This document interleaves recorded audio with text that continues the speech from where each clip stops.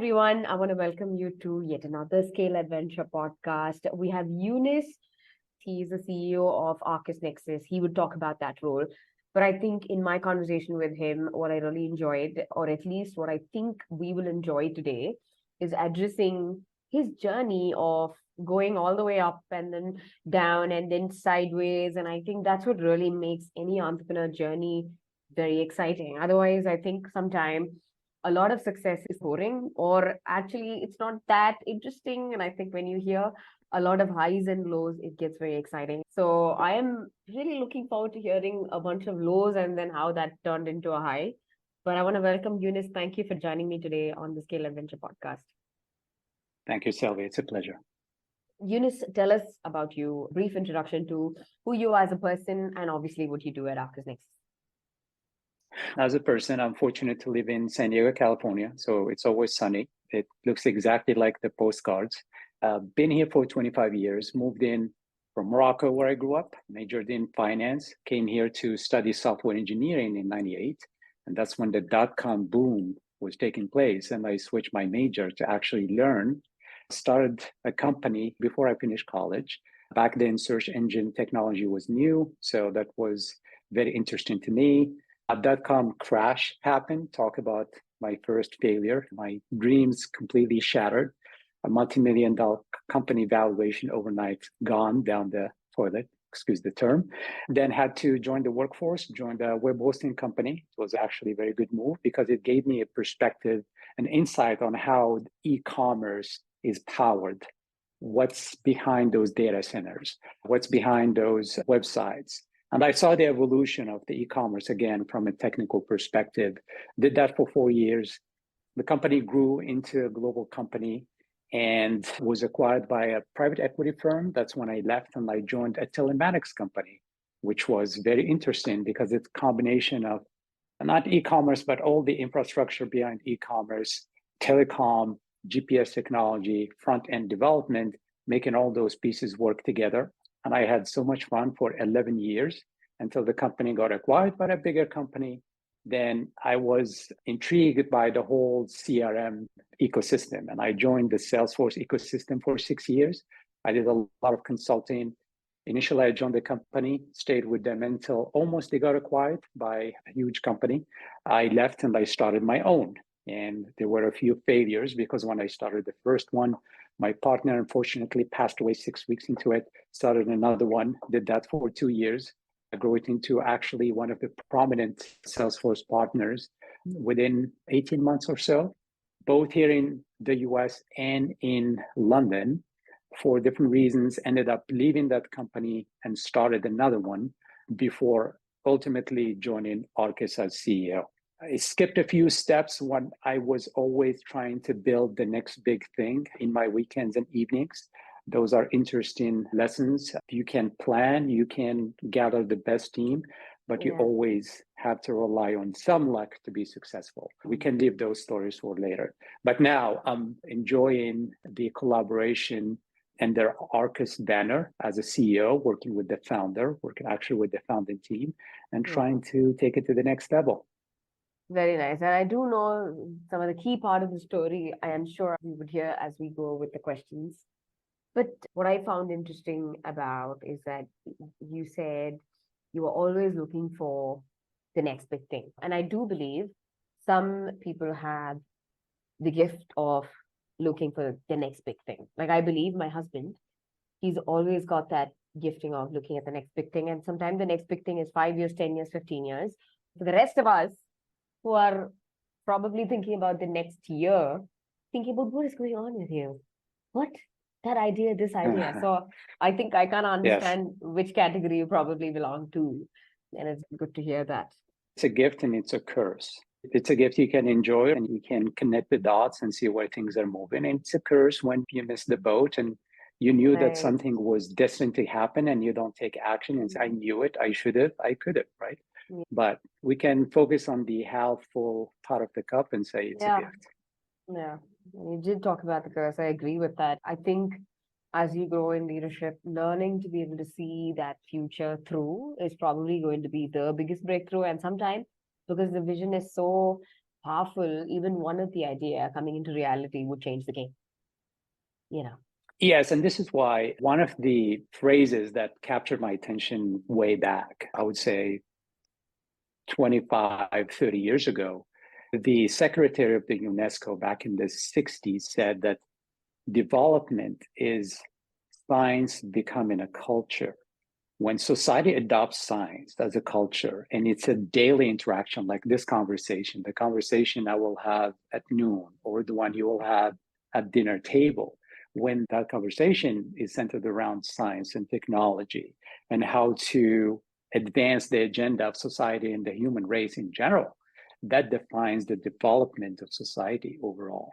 So even one person having the most brilliant idea isolated from society is not going to produce anything.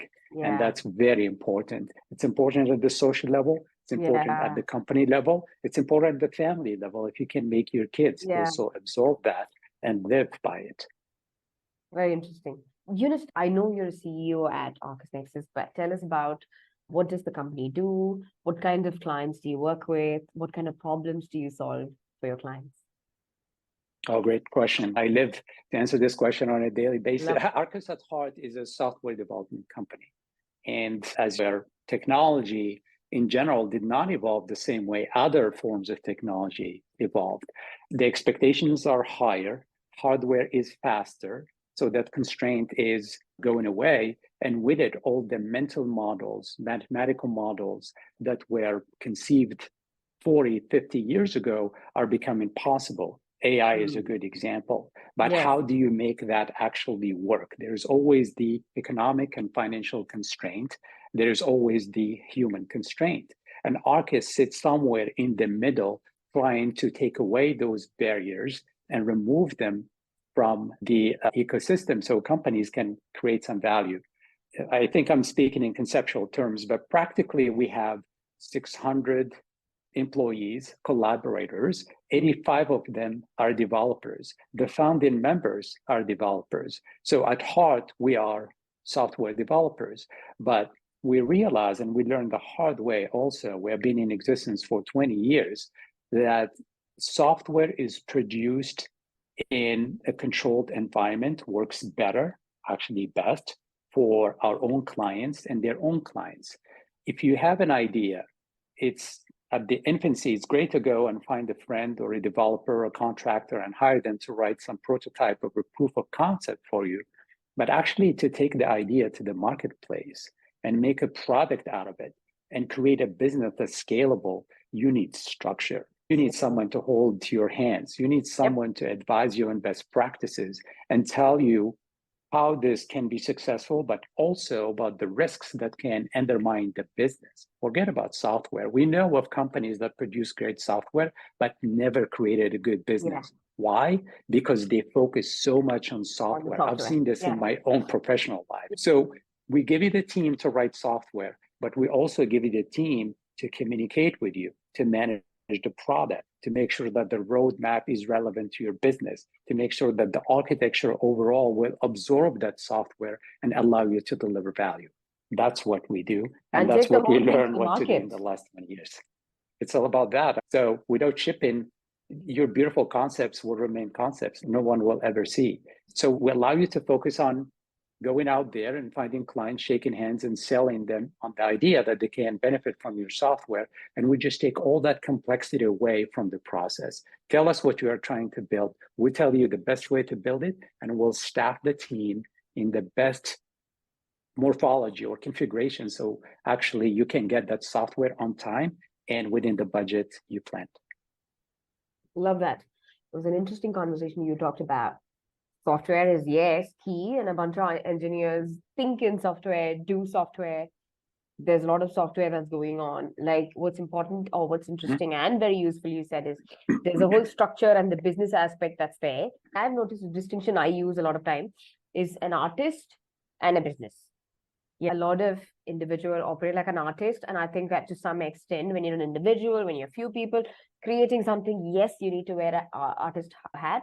But at some point in time, you've got to move over to the business and be able to take the art and be able to make a business out of it, which is very important. And it was useful that you brought it up. So Building on what you said, Younes, is that, in fact, I wanted to ask you, what are some of your business lessons? Because I feel as an engineer, when you jump into business, I think you probably go through massive curve in terms of learning, because there's barely any introduction to business when you're in college or university. A lot of engineering, and you're trained to be an engineer. Your journey has been Yes. at least 2 decades or so. I wanted to ask you, let's pin this up, right? So to simplify this whole conversation, let's just, for simplicity's sake, make business, marketing, sales, people. Simplicity's sake. If you have to pick one lesson under each of these, what would your top lesson be? Marketing, sales. You can even combine marketing and sales if you want, if you'd like, and people. One lesson under each. So let's start with people, because that's the most complex one. And just, I will side note, I think the education system is flawed in the sense it produces pure engineers, pure managers, pure artists. Personally, I was very fortunate in my school. I took 2 years, and it was a business school. And back then, a lot of people complained about it. We had to study computer programming. People was like, why do I have to study it? That gave me the insight on how programmers think. And programmers are challenged by the physical implementation. How do you make a machine do what you want it to do? On the other side, engineers are exposed very rarely to the business context and what pushes business people to make business decisions, right? As one of the developers in my past life said, you guys are idiots. You don't understand. Developers are very blunt, and sometimes they speak their minds more than they should. So people, I think the biggest lesson is just bridging that gap. If you don't have that empathy within you, then good luck, because it's very difficult to build that mental, emotional bridge and try to put yourselves in someone's shoes and try to understand what they're trying to accomplish. From a pure technical perspective, I just basically looked at in awe at what some of the business leaders trying to accomplish, how can I say, unreasonable things. But when you get to that board meeting and you look at the investment plan and the expectations, yes, they are constraints and they have to be considered, and we have to push in one direction or another. From the technical perspective, it's just ridiculous to even try to take the business there. And it's not about finding compromises. It's about trying to understand why we're doing things. What is the problem we're trying to solve? And bringing people together and explaining the why goes a long way into helping the team move in the same direction. So I never get offended when someone just screams, oh, you don't get it. Okay, help me understand. And typically when you sit down, and you should be willing to invest a few hours, you sit down and ride the train. Either they will take you somewhere magnificent and you learn things, or you can say, hold on, don't you think that we are derailing the train at this point? And if you do it with respect and with a genuine attempt to understand, in 90% of cases, you can solve that problem. And you can always drop the hammer and say, do as told, and I don't care what you think about it. It may solve that problem at that moment, but if you want to build a culture that's inclusive, you better be willing to sit down and take criticism. So that's the people. Sales, understanding the true product of the company. And I had a recent conversation with a CEO for business, and he said, what do you think I should take the company? And what kind of company do you have? Is it a service company? Is it a product company? Is it an engineering company? These are 3 different things. And based on how you define it, you can pick a strategy and you can include the team. And that was a click and moment. It's like, I know what to do. I need to sit down with my team. Back to the people thing, right? Marketing is, a lot of companies believe that there is intrinsic value in the product, and most of the time there is. And for them, if you create an awesome product and you do good work, it's going to sell itself. It will not. You still have to get out there and actually make the communicate. And we have made a lot of progress in the last 20 years with the internet, just figuring out the tools and the techniques to get the word out there. And some people look down at that side and say, oh, it's too salesy. There's nothing wrong with it. People are actually eager to learn about products and services. So let's start the conversation, and you have to be willing to be part of the conversation. Yeah. In fact, it's interesting that you said marketing is really about getting out. And I feel like a lot of B2B companies or tech companies, primarily they've been very good at what they do. So they've had people come to them and not by themselves because somebody referred, somebody connected, there was an ex-employee, employer. But I realize a lot of time they just don't have a marketing plan because chatted with enough entrepreneurs to know that they're engineers, they don't know marketing, but they can never say it. So they're going to be like, go out, people come to us, and it's okay. I actually think it's brilliant people come to you. A lot of businesses don't have people coming to them. But at the same time, because people come to you, there's always a flood and a famine situation. You have this overflow and then you have this dry time. You don't know what to do. And overall, either it is flood, famine, you don't have control. And the second you don't have control, the game can flip. As a business, you always want to have some control over what's going on. Otherwise, the business is going to grow so fast that you're not able to handle it. It can fall flat very quickly. Knows the story of Xerox and Apple. Xerox came up with the interface idea, the GUI, and Apple made it a commercial success. Why? Because of the marketing, right? And you don't need charismatic personas and profiles like Steve Jobs to do that. But you need the willingness and the understanding that without communicating, without explaining, that your product is not going anywhere. Yeah, absolutely. And I think the whole idea of, like you said, I mean, there was a season we needed celebrity to do any marketing. I don't think you need now. And in fact, COVID taught all of us that any person from any random corner of the world can become famous tomorrow just with what they have already. And social media is such a good platform to be able to do that. So this is a question I keep asking to every other leader that has come to on the podcast, because this is an issue. You talked about people, because you said that's a critical point, right? It is true. There's a big part of our work, which is people who are already in the company. Yes, we're going to build a brilliant culture that they can trust us. They can stay with us for a long time. They're growing. There's a vision for them. But there is another critical challenge that most entrepreneurs that I have spoken to are struggling, which is in actually hiring the best fit. But here is a situation that we're all in the middle of. Today, we have more people without job, and we have more jobs without getting filled up. It's such a awkward situation. Like, it's such a, what is going on? So how are you hiring? Have you solved it? Are you in the solving? Like, what's going on with some of the hiring? What are you guys doing? Tell us. That is the core of our business, is to solve that problem. Churn is a real issue. Up to recently, at least, it was very difficult for companies. And all our clients, by the way, are on the US side. We have a team in Mexico and Colombia, but all our clients on the US side. And one of the biggest problems is churn, is they can't keep employees long enough to actually support their products. And they lose a lot of knowledge with that. We keep people for years. We have employees who started with the company.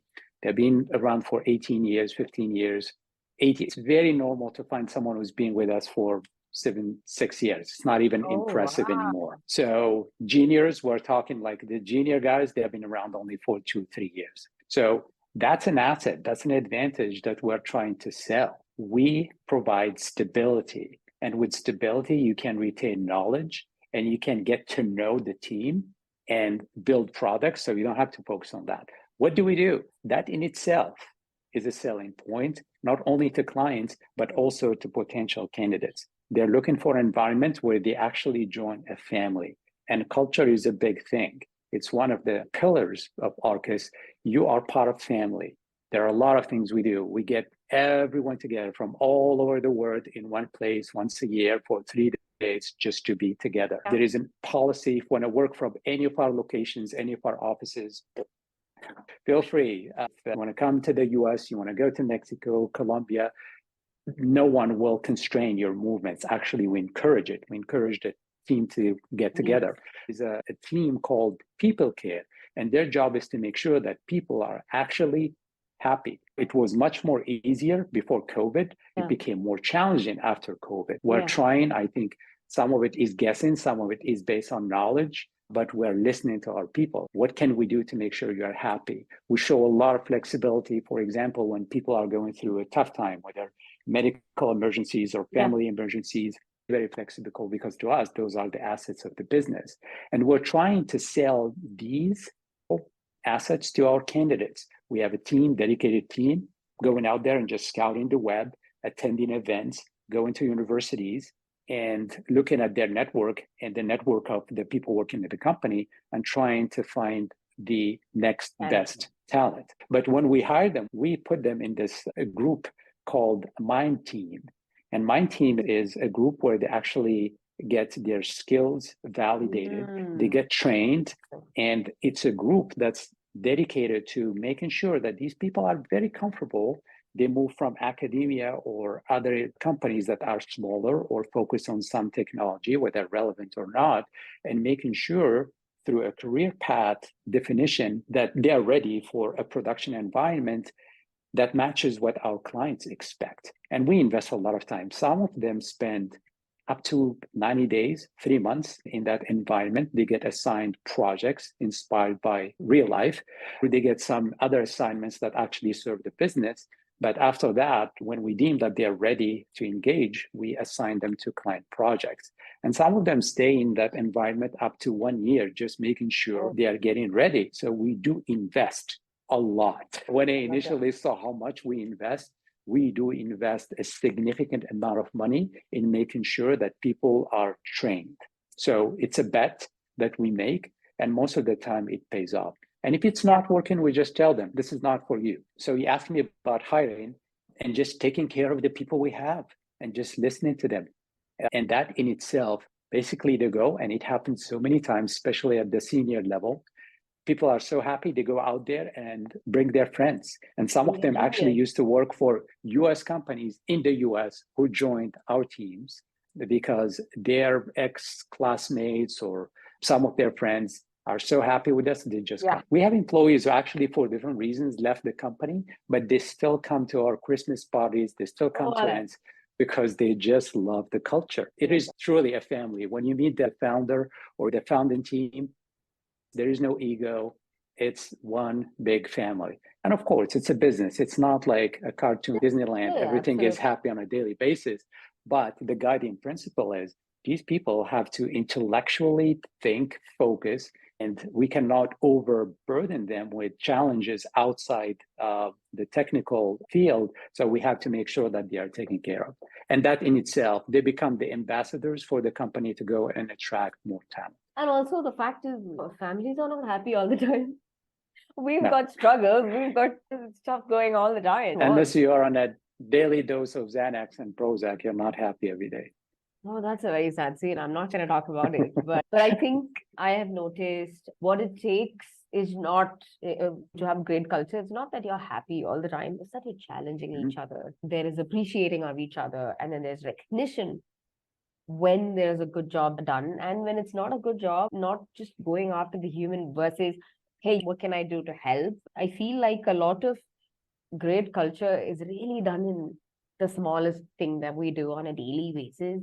I've noticed businesses where they're really struggling, but they just go out there and party hard and suddenly think everything is going to settle down. It's not going to settle down. Let's just address the real conversations. I think I agree. And I like the fact that you have ex-employees coming back. I think that's a sign of great culture. There's the impression that culture you can create. It's like from now on, our culture is to be open, but it's not. It's the opposite. Culture is when everything is forgotten, when people forget about the procedures and the memos and the employee handbook. When all of that is forgotten, what remains is your culture. If people are still trusting each other and coming to work to do good work for the clients and serve the company and grow professionally, that is your culture. And you can't fake it. There's no way. At least I haven't found a way. I have found having basic agreements in place, but everything else is free. I do believe for it to be great, you want to have some pillars of ground rules where all of us follow, not just the few follow, that all of us follow.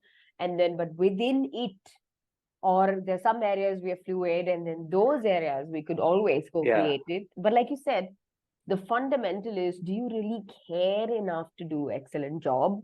Not because somebody asked you to. Yeah, and I've seen this done in the past where the company claims we care about customers or clients, but behind closed doors, they do everything but care about the clients. And if that's your value, it transpires into everything else you do, and employees will pick up on it. It's going to also Absolutely. impact the relationship with the client. So I agree. Yeah.